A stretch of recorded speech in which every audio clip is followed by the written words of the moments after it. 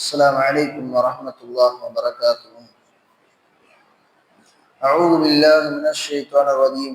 بسم الله الرحمن الرحيم. சூரத்துல் அஅராஃப் தடுப்புச் சுவர்கள் என்ற அத்தியாயம். குர்ஆனினுடைய 7வது அத்தியாயம். மக்காவில் இறக்கி அருளப்பட்ட சூரா. மொத்த வசனங்கள் 206 வசனங்கள். குர்ஆனினுடைய பெரிய சூறாக்களில் இதுவும் ஒன்று.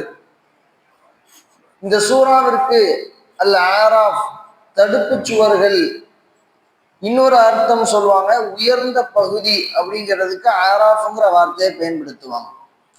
இந்த தடுப்புச் சுவர்கள் என்று இந்த சூறாவுக்கு ஏன் பேர் வந்துச்சுன்னா, அல்லாஹு தஆலா இந்த சூறால ஒரு ஆயத்துல ஒரு தடுப்புச் சுவரை பத்தி சொல்லுவான். அந்த தடுப்புச் சுவர் என்ன சுவர்னா, சொர்க்கத்துக்கும் நரகத்துக்கும் மத்தியில ஒரு தடுப்புச் சுவர் அல்லாஹு தஆலா வச்சிருக்கிறான். அந்த சுவரை பத்தி அல்லாஹ் சொல்லுவான். அந்த சுவருக்கு மேல நடுவுல,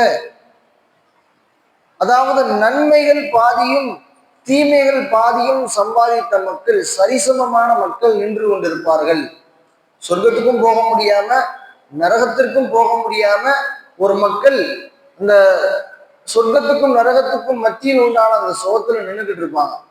அதனாலதான் அல்லாஹு தஆலா அந்த ஆயத்தை சொல்லக்கூடிய அந்த காரணத்தினால் இந்த சூறாவிற்கு தடுப்புச் சுவர்கள் என்று பெயர் வந்திருக்கிறது. நம்ம நேற்றைய ஜும்மாவினுடைய பயான்ல ஒரு சம்பவம் ஒன்று சொன்னோம், ஹதீஸிய குதூசியில உள்ளதாக.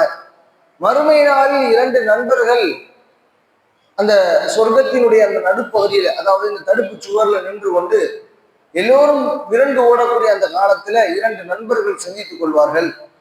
2 நண்பர்களிடத்திலும் சரிசமமான நன்மைகளும் தீமைகளும் இருக்கும். அதாவது 50% 50% சரிசமமான நன்மைகள் தீமைகள் இருக்கும்.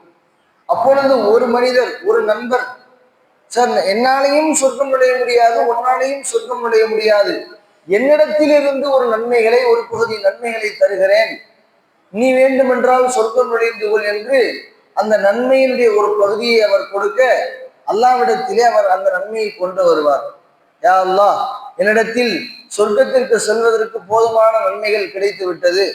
அல்லாஹு தஆலா கேட்பார், உம்மிடத்தில் இருந்தது சரிபாதியான நன்மைகள் தீமைகள் தானே, எவ்வாறு சொர்க்கம் நுழையக்கூடிய அளவிற்கு இந்த நன்மைகள் கிடைத்தது என்று கேட்கும் பொழுது அந்த அடியார் சொல்வாராம், யா அல்லாஹ், என்னுடைய நண்பர் எனக்கு கொடுத்தார், என்னுடைய நண்பர் எனக்கு கொடுத்தார். அந்த நண்பரை அல்லாஹு தஆலா அழைத்து வர சொல்லி அல்லாஹு தஆலா கேட்பானாம், என்னை விட நீ மிகப்பெரிய கொடையாளியா, என்னை விட நீ மிகப்பெரிய இரக்கமுடையவனா என்று கேட்டு அல்லாஹு தஆலா அந்த 2 மனிதர்களையும், அந்த 2 நண்பர்களையும் அல்லாஹு தஆலா சொர்க்கத்தில் நுழைய வைக்கக்கூடிய அந்த நிகழ்வை பார்க்கிறோம். அந்த நிகழ்வு நடக்கக்கூடிய இடம் இந்த தடுப்புச் சுவர்கள், இந்த சொர்க்கத்திற்கும் நரகத்திற்கும் மத்தியில் உண்டான இந்த நடுப்பகுதியில் தான் நடக்கும் என்பதாக இந்த ஹதீஸ்கள் நம்ம பார்க்கிறோம். எனவே அதன் காரணத்தினால் தான் இந்த சூறாவிற்கு அல் அஅராஃப் தடுப்புச் சுவர்கள் என்று பெயர் வந்திருக்கிறது. சரி, இப்போ இந்த சூறாவை அல்லாஹு தஆலா ஆரம்பம் செய்கிறான். அஊது பில்லாஹி மினஷ் ஷைத்தானிர் ரஜீம். பிஸ்மில்லாஹிர் ரஹ்மானிர் ரஹீம். அலிஃப் லாம் மீம் ஸாத். அல்லாஹு தஆலா ஒரு சில சூறாக்களை ஆரம்பிக்கும் போது இந்த மாதிரி அலிஃப் லாம் மீம், அலிஃப் லாம் ரா, தாஹா, யாசீன் என்று இந்த மாதிரி அந்த வார்த்தைகளுக்கு அர்த்தமே வைக்க முடியாத ஒரு சில வார்த்தைகளை கொண்டு அல்லாஹ் தஆலா சூறாவை ஆரம்பிப்பான். யாசீன், அதுக்கான அர்த்தம் என்ன? ஏதாவது ஒரு மார்க்க அறிஞர்களுக்கு தெரியுமா? சஹாபாக்கள் அல்லாஹ் ரசூலை தவிர வேறு யாருக்கும் தெரியாதுன்றாங்க. இந்த அலிஃப் லாம் மீமுக்கோ அலிஃப் லாம் ராவுக்கோ இப்பொழுது ஆரம்பிக்கக்கூடிய அலிஃப் லாம் மீம் ஸாத், இதற்கான அர்த்தங்கள் இந்த நீங்க தமிழ் தர்ஜுமால கூட எடுத்து பார்க்கலாம். உங்களுக்கு தெளிவுபட அது தெரியணும்னா அதுல என்ன எழுதியிருப்பாங்கன்னா, இதனுடைய பொருளை அல்லாஹ் ரசூலை தவிர வேறு யாருக்கும் தெரியாதுன்னு எழுதிட்டு அடுத்த வசனத்துக்கு போயிடுவாங்க. அந்த மாதிரி அல்லாஹ் ரசூலுக்கு மட்டும் அதனுடைய அர்த்தங்கள் தெரியக்கூடிய ஒரு வார்த்தையை அல்லாஹ் சொல்றான்.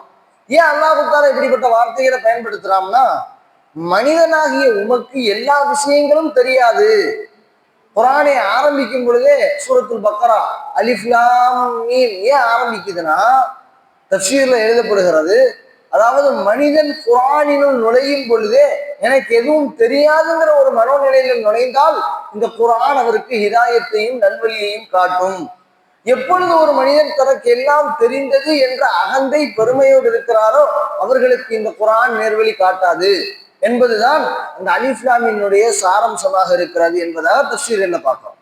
அல்லாஹ் தஆலா இந்த இரண்டாவது வசனத்தை சொல்றான், கிதாபுன் இந்த வேதமாகிறது, உன்சில இறைக்க இந்த குரானை நாம் உங்களின் மீது இறக்கி வைத்தோம், ஃபலா யகுன் ஃபீ சத்ரிக ஹரஜும் மின்ஹு அந்த குரானிலிருந்து உங்களுக்கு எந்த விதமான சந்தேகமும் வந்துவிட வேண்டாம். நபியை பார்த்து அல்லாஹ் சொல்றான், அந்த குரான்ல இருந்து உங்களுக்கு எந்த சந்தேகமும் வந்துட வேண்டாம், அதே மாதிரி உங்களது உள்ளத்துல எந்த ஒரு உறுத்தலும் வந்து விட வேண்டாம்.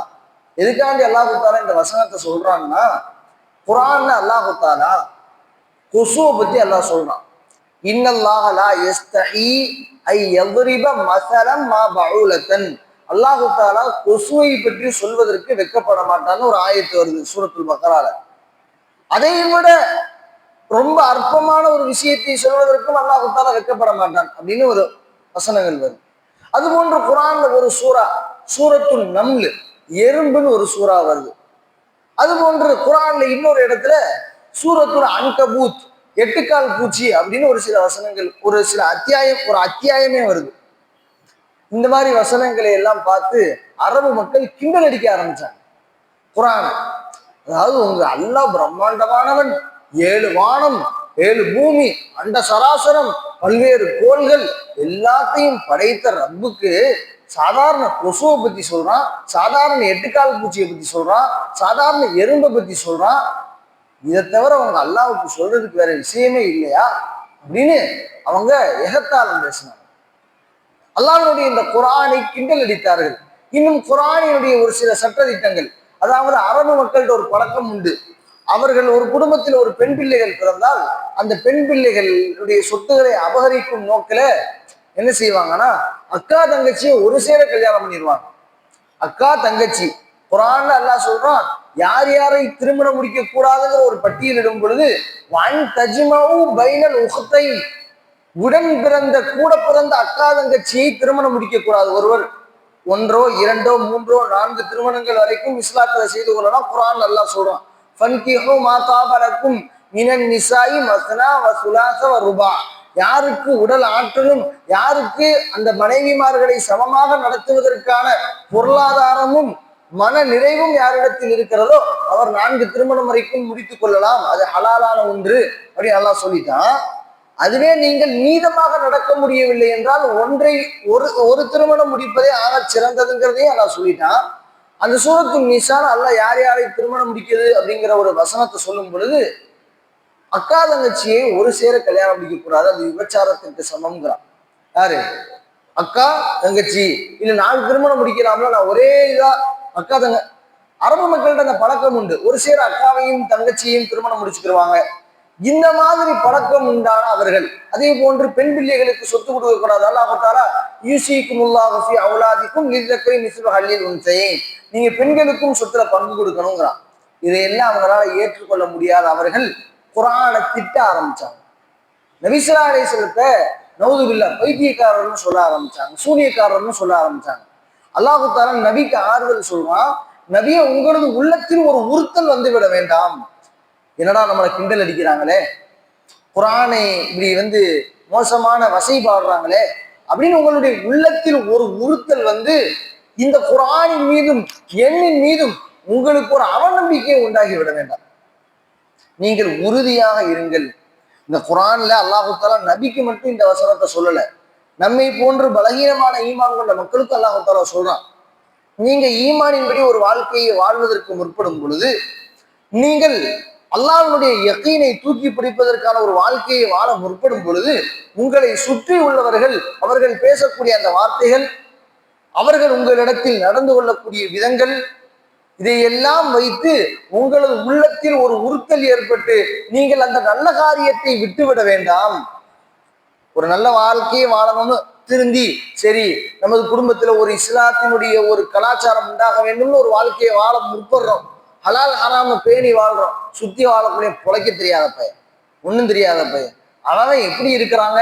நல்ல முறையில உலகத்தின் பொருளாதாரத்தை சம்பாதிப்பது மட்டுமே உலகத்தின் குறிக்கோளாக நம்மை சுற்றி வாழக்கூடியவர்கள் சொல்லி நம்மை தாழ்வு மனப்பான்மையில் உண்டாக்கும் பொழுது இது போன்ற வசனங்கள் நம்முடைய ஈமானை இன்னும் அதிகரிக்க செய்கிறது. அல்லாஹ் சொல்றான், நபியே அவர்கள் சொல்லக்கூடிய அந்த வார்த்தையோ எதுவுமோ உங்களது உள்ளத்தில் எந்த ஒரு உறுத்தலையும் உண்டாக்கிவிட வேண்டாம். சூராவினுடைய ஆரம்ப வசனமே நபியினுடைய அந்த உத்வேகத்தை, நபியினுடைய அந்த ஆர்வத்தை தூண்டக்கூடிய வகையில், அவர்களது ஈமானை உயர்த்தக்கூடிய வகையில அல்லாஹு தஆலா இந்த வார்த்தையை சொல்லிட்டு சொல்றான், லி துந்திரபிஹி, இந்த குர்ஆனை கொண்டு நீங்கள் மக்களுக்கு எச்சரிக்கை செய்வதற்காக வேண்டி. அதுக்குதான் இந்த குர்ஆனை இறக்கி வச்சோம். இந்த குர்ஆன்ல எவ்வாறு நற்செய்திகள் இருக்குதோ அது போன்று மக்களை அச்சமூட்டி எச்சரிக்கை செய்யக்கூடிய விஷயங்களும் உண்டு. நரகம் உண்டு, நீங்க தொழுகலனா உங்களது வாழ்க்கையினுடைய அபிவிருத்தி குறைந்து போய்விடும், நீங்கள் ஜக்காத்து கொடுக்கவில்லை என்றால் உங்களது பணம் காசுகள் அழிந்து போய்விடும், நீங்கள் வட்டி உண்டீர்கள் என்றால் உங்களை அல்லாஹ் தஆலா அழித்தே தீருவான் என்று அல்லாஹ்வுடைய எச்சரிக்கை சம்பந்தப்பட்ட வசனங்களும் இருக்குது.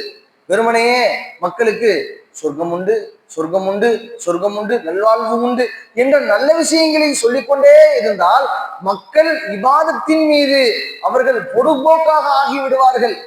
எனவே நீங்கள் அல்லாஹ் தஆலா நபியை பார்த்து சொல்றான், வல்லதி அர்ஸலஹு பஷீரன் வ நதீரா, நபியே உங்களை நாம் நல்ல செய்திகளை சுப செய்தி சொல்லக்கூடியவராகவும் அந்த ஒரு பாசிட்டிவாகவும், நதீரன் அச்சமூட்டி எச்சரிக்கை செய்யக்கூடியவராகவும், நீங்கள் இந்த நல்ல காரியங்களை செய்யாமல் தீமைகளில் ஈடுபட்டீர்கள் என்றால் அல்லாஹ் தஆலா உங்களுக்கு நரகத்தை தருவான், உங்களது வாழ்க்கையினுடைய பரக்கத் இல்லாமல் ஆகி போய்விடும் என்பதை அச்சமூட்டி எச்சரிக்கை செய்வதற்காக வேண்டியும் நாம் உங்களை இறக்கி வைத்தோம்.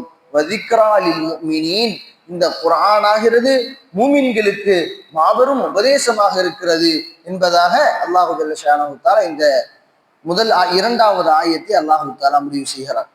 இந்த ஆயத்துகளிலிருந்து என்ன படிப்பினை தரக்கூடிய விடயங்களை கேட்டிருக்கிறோமோ அதை வாழ்க்கையில் எடுத்து நடக்கக்கூடிய நல்ல தௌஃபீகை அல்லாஹ் நம்ம எல்லோரும்